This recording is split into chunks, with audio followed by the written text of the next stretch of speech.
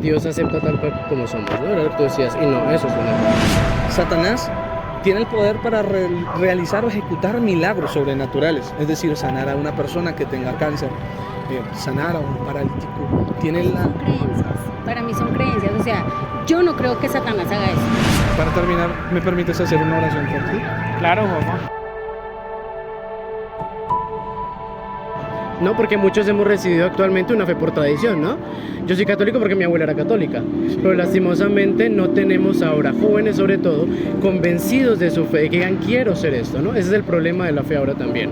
¿Crees que existe algo que puedas hacer para limpiar tu alma? Esa pregunta yo me la hice una vez. Yo cuando cometo errores, por ejemplo, una mentira, digo, eso no se puede corregir y en cierto modo uno queda adentro con esa llavecita y uno dice, eso duele.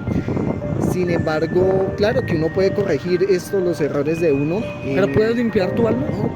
Limpiar el alma es tener fe, creer en nuestro Señor Jesucristo. Más allá, yo creo que Él sabe que también Él vive aquí en la tierra cuando vino y supo lo difícil que es soportar el pecado, Él lo logró.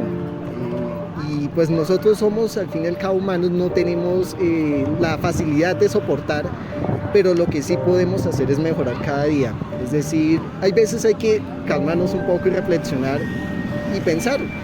Claro, hay errores que no nos podemos quitar, los errores hechos está, la palabra cuando se escribe, escrita está, pero podemos escribir una nueva historia.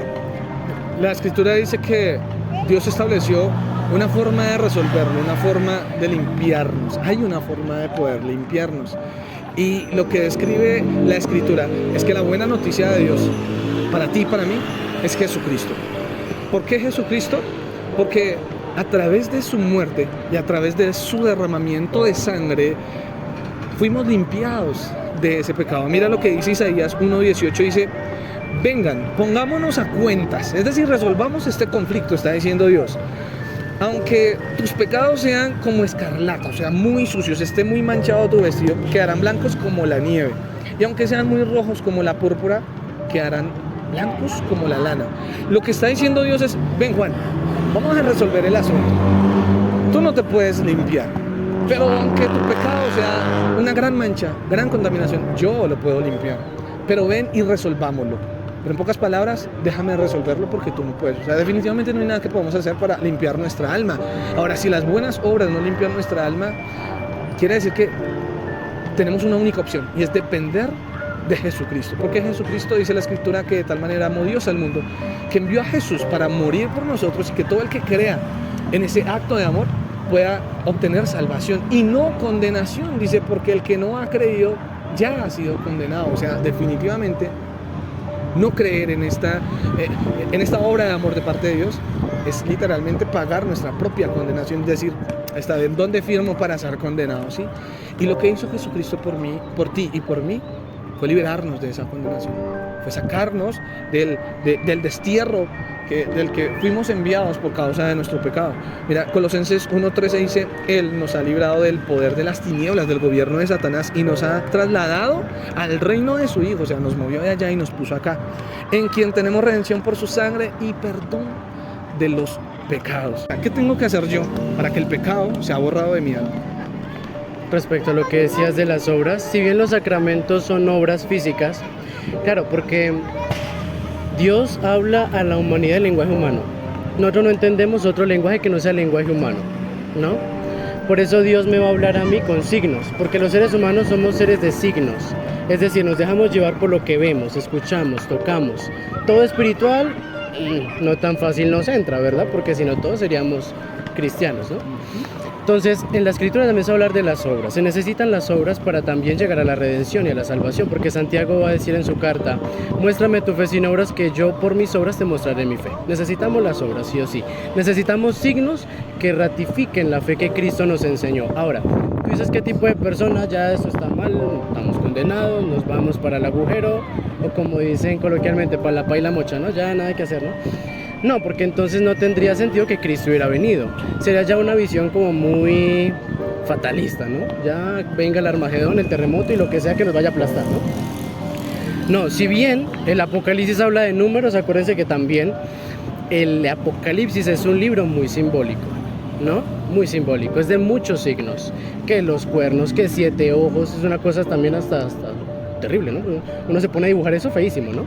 Pero cada detalle, cada palabra del Apocalipsis es un signo, ¿no? Ahora, lo que nos está diciendo el Apocalipsis, si profundizamos más en la escritura, que va a haber salvación, y la hay.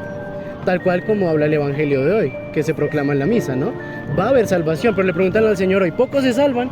Con la respuesta del Señor va a decir sí, pocos se van a salvar, entren por la puerta estrecha. La puerta estrecha, la de la persecución, la del martirio, la de la incomodarse por el mundo, ¿no? Vos te imaginas salir hacia la calle. Ustedes me llamaron porque me vieron así vestido. Ahora, ¿qué tal si yo hubiera venido de civil? No me hubieran reconocido. Eso es incomodar al mundo, ¿no?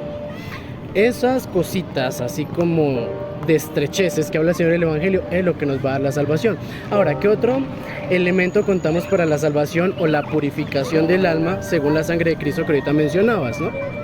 Y es uno de los sacramentos que no lo mencioné y es la confesión. Cuando el Señor le dice a los apóstoles, lo que aten en el cielo quedará atado en la tierra. No, lo que aten en la tierra quedará atado en el cielo. Lo que desaten en la tierra quedará desatado en el cielo. Les da un poder a sus apóstoles y en ellos a sus sucesores, ¿no? Más aún, en otro pasaje les va a decir a quienes le soplan, ¿no? Reciban el Espíritu Santo. A quienes les perdonen los pecados les quedan perdonados. A quienes se los retengan le quedan retenidos. Jesucristo asimismo sabía que se tenía que ir a reunir con su Padre. Le otorgó a sus servidores apóstoles el poder de perdonar los pecados. Más aún, vuelvo y digo, San Pedro, San Juan todos se murieron y los mataron cruelmente excepto San Juan, que murió allá desterrado en Patmos, ¿no? Y allá donde escribió el Apocalipsis. Pero aún así, nosotros, los cristianos, creemos en la sucesión apostólica y es el poder que otorgaron los apóstoles a sus sucesores y que se sigue transmitiendo hoy en día. Lo que encontramos en los obispos, sacerdotes y demás es el poder de la autoridad de Cristo, no de la persona, porque pues básicamente uno por sí mismo nada que ver.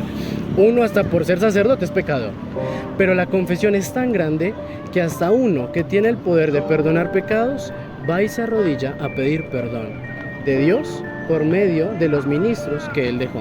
Dios se dio cuenta que tú y yo no podemos limpiarnos por dentro, no hay forma, ni con buenas obras. Puso los 10 mandamientos, se dio cuenta que ningún hombre podía cumplirlos. Eso hacen los 10 mandamientos, revelan que tú y yo no somos capaces de cumplirlos.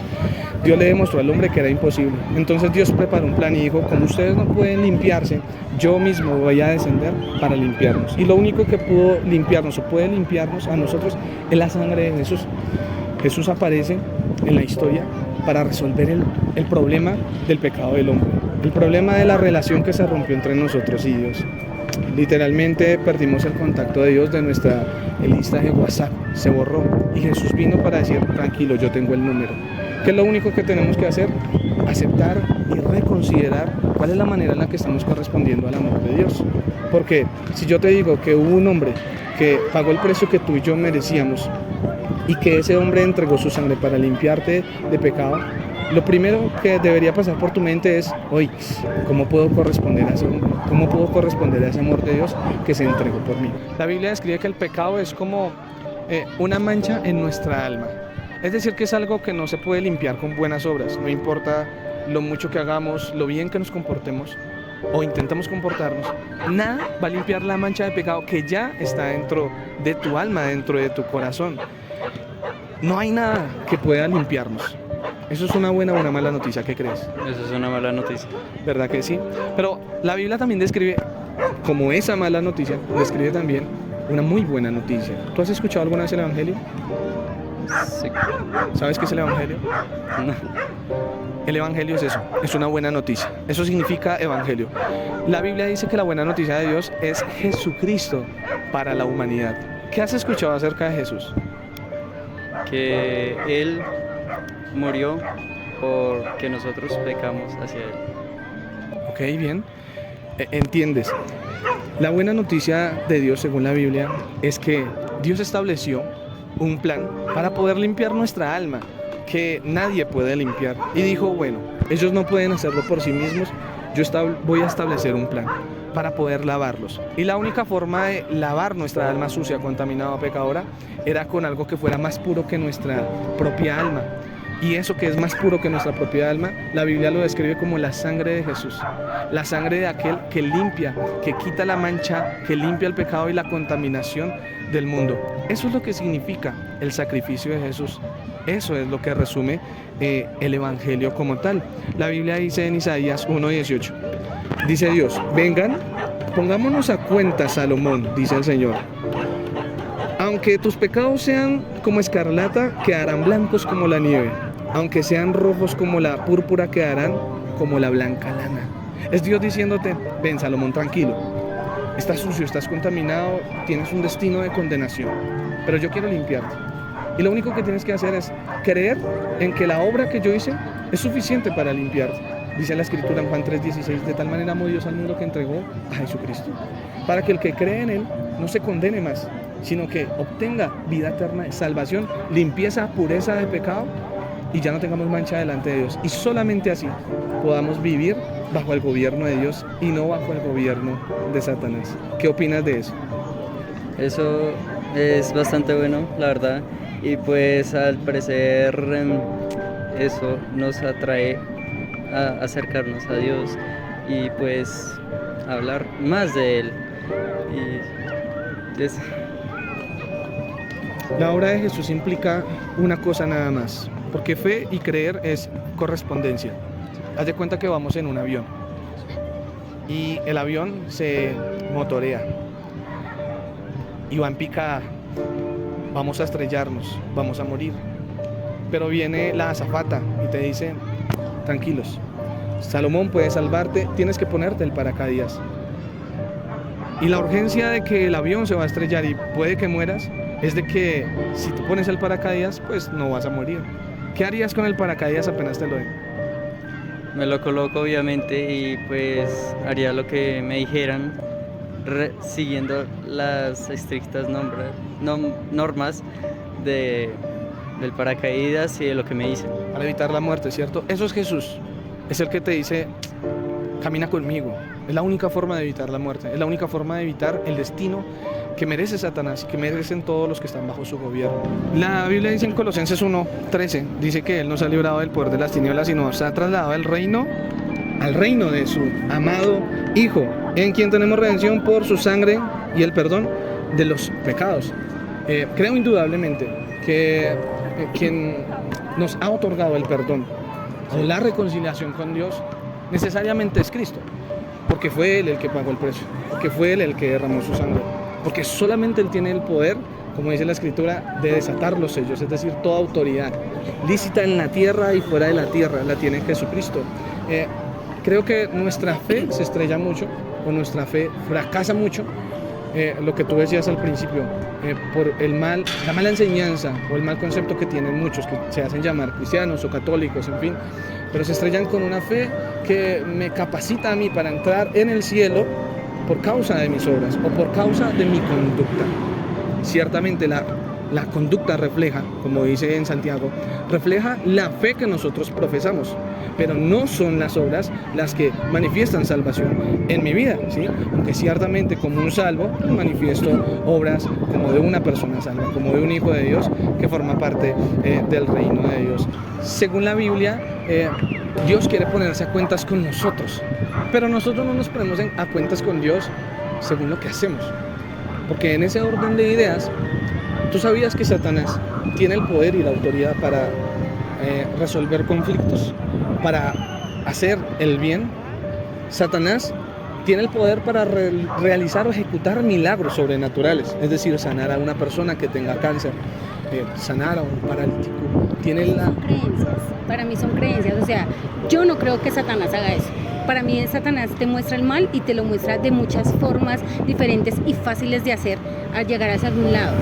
Por eso me aferro a Dios y a Jesús, a Dios como Padre y a Jesús como a imagen y semejanza para ser una mejor persona cada día y responder, y en algún momento tendré que llegar al reino de Dios de una manera estrecha porque solamente quepo yo y no me voy a llevar con nada de lo que he podido conseguir en este mundo terrenal, pero buscaré que cada día sea ser una mejor persona y buscar que Dios nos acepte obviamente con nuestros errores, pero arrepentirnos también y buscar que esos errores o esas acciones, malas acciones que en algún momento cometemos, pues nuevamente no se vayan de la misma manera, sino cada día mejorar y con la fe en Dios de que sí somos mejores personas y de que el bien siempre va a estar predominante sobre el mal.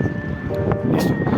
vamos a resumirlo y te entiendo tu forma de ver el concepto bíblico, pero la información que tú me estás dando proviene de la Escritura. Es decir, que el Jesús al que tú llamas Hijo de Dios o imagen, semejanza para los hombres, de parte de Dios, esa información la sacas de la misma Biblia de la cual yo te estoy hablando.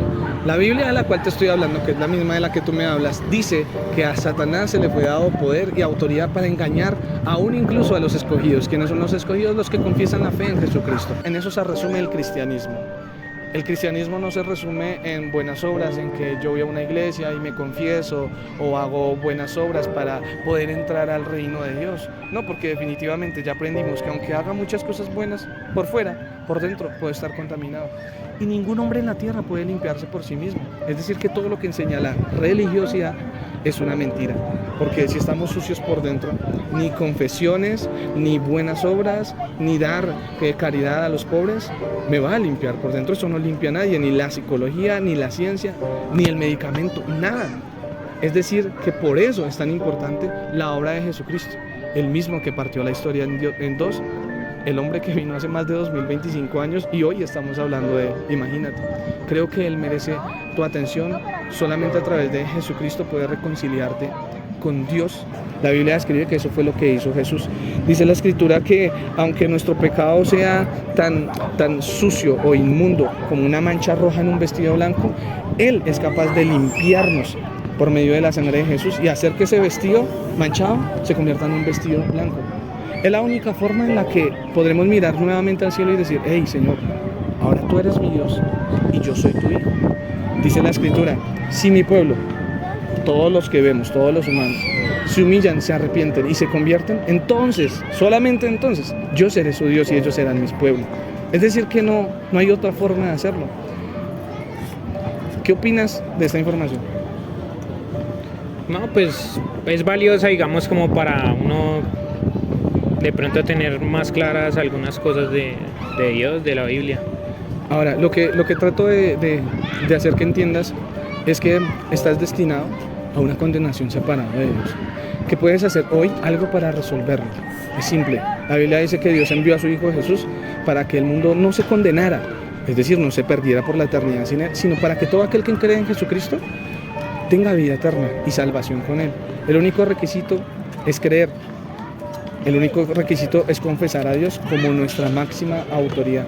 Y cuando haces eso, pasa algo en tu interior, porque reconsideras que es necesario corresponder a ese amor del que se entregó por nosotros.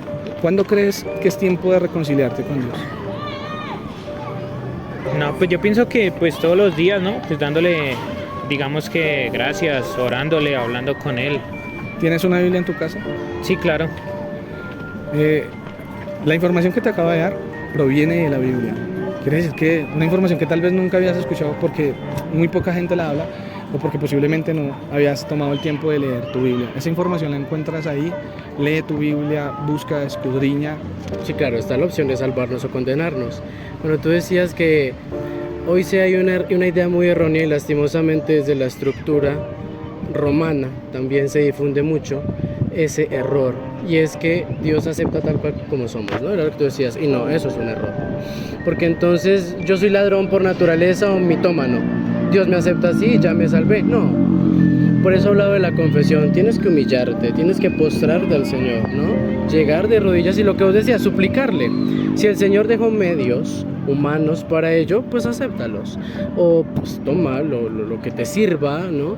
Lo que te han enseñado, o indaga de la verdad y póstrate a esa verdad, porque recordemos que la verdad no es una teoría, la verdad es una persona. Dijo Cristo cuando dijo: yo soy el camino, la verdad y la vida. Entonces es postrarse ante la verdad, ¿no? Pero sí, es verdad, hay una idea muy errónea de que Dios acepta todo y hemos creído a Dios como muy tonto.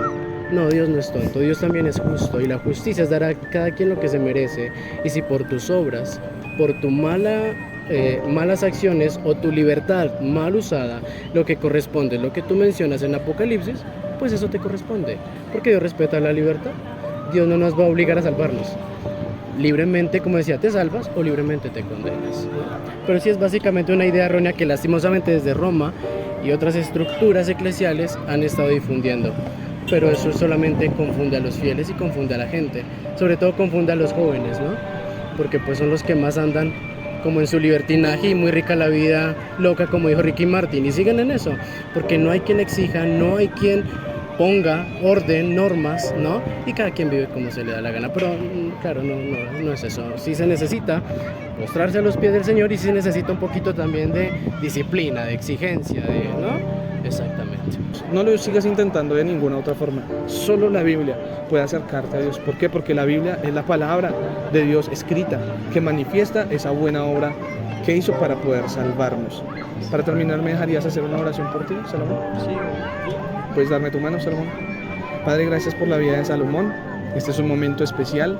Hoy has hecho una obra importante en su corazón. Creo que Salomón tiene una necesidad de acercarse a ti, de buscarte, de conocerte más. Señor, sacia esa necesidad, límpialo de todos sus pecados, sálvalo hoy, Señor. No permitas que vuelva nunca a ser el mismo y que a partir de hoy su vida cambie para siempre.